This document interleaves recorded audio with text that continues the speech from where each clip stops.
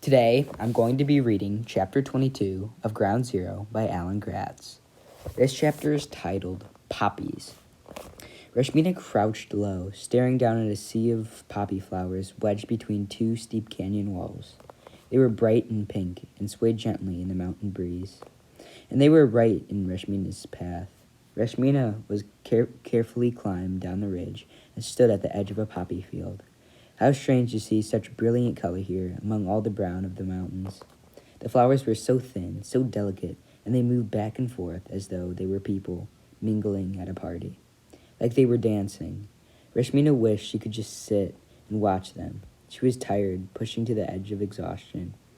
She'd been running since she'd left her brother behind, taking shortcuts up and down rocky, desolate hills. She was desperate to get back to her village. If her father hadn't returned from the ANA camp, she had to hide Taz so the Taliban wouldn't find him. If Baba had returned and Taz was already gone, Rashmina still had to alert the villagers and that the Taliban were coming. No matter what, the Taliban weren't going to be happy. No matter what, the Taliban weren't going to be happy. The villagers had given Taz refuge, and it was all Rashmina's fault. Just like Bassoon said, Rashmina walked out among the poppies. The flowers were so tall they came up to her nose. The effect of standing among them, of almost being swallowed up by them, was magical. She wished the whole Afghanistan were covered with the beautiful flowers, but Rashmina knew it couldn't be. People didn't grow poppies for their pretty pink colors. Poppy seeds had a gummy substance that was raw material for heroin. Heroin was a drug that took people's pain away. For many Afghans hurt by decades of war, it was only kind of medicine they could find to erase that suffering and their awful memories.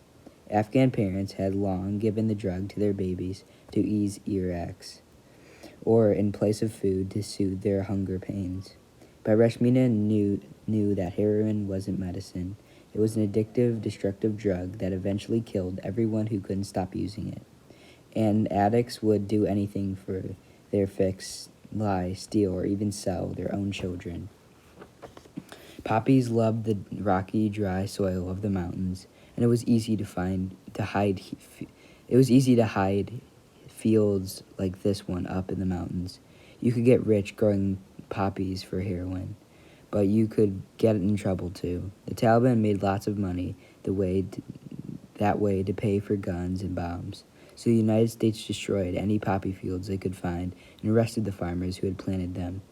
Rashmina put her hands out, brushing the stalks of the poppies as she walked, pretending for just a moment that they were nothing but beautiful flowers, not the source of so much agony and heartbreak.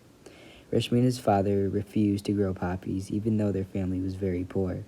In Afghanistan getting hotter and drier, it was harder for Baba to grow real crops like wheat and melons. Bassoon had fought with Baba about it, of course. Bassoon had argued that they only had to grow poppies for 1, perhaps 2 seasons, and they would make more money than they would see in a lifetime of growing food. It would be easier, too. Every year there was less water, less usable land, and more chance of the food crops would fail, and they would earn nothing. Rashmina knew Bassoon was right about that part, at least. But Baba said growing heroin was a bad business and against Islam, and that had been that.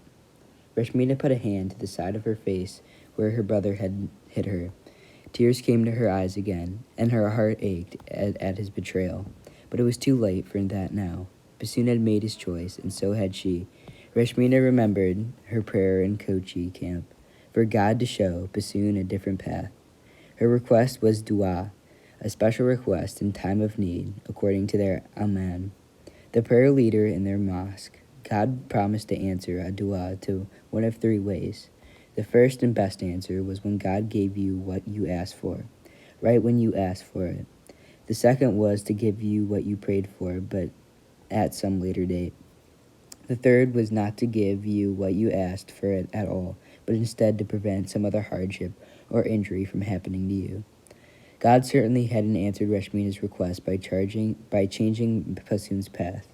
Did that mean that at some later time God would forgive Bassoon and change her brother's heart? Rashmina hoped so, but she wasn't sure she could ever forgive her brother. Something red flashed against all that pink, and Rashmina froze. Patrolling the far edge of the poppy field was a man wearing a green tunic, a white turban, and a red scarf. It was a red scarf that had caught Rashmina's attention, but now all she could see was was what the man carried over his shoulder, an old Soviet ERA AK-47 rifle. Rashmina ducked low in the poppies and held her breath had the soldier seen her. She waited for a long seconds, minutes, but no one came. Rashmina looked around, trying to figure out how she could escape. All she saw were poppies everywhere she looked.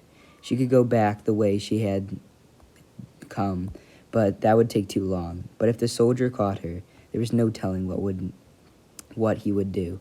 She had discovered this hidden, illegal poppy field. Sweat ran down Rashmina's back, and her heart thumped hard in her chest. She could not get caught. Slowly, carefully, as quietly as she could, Rashmina chanced another peek over the top of the poppies. The red-scarf soldier leaned against a rock. He was turned away from her, smoking a cigarette.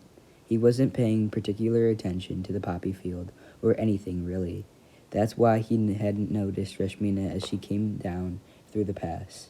He was just a guard, and it must have been terribly boring to have sit and watch a poppy field all day long, high up in the mountains, where no one else could see you or talk to you.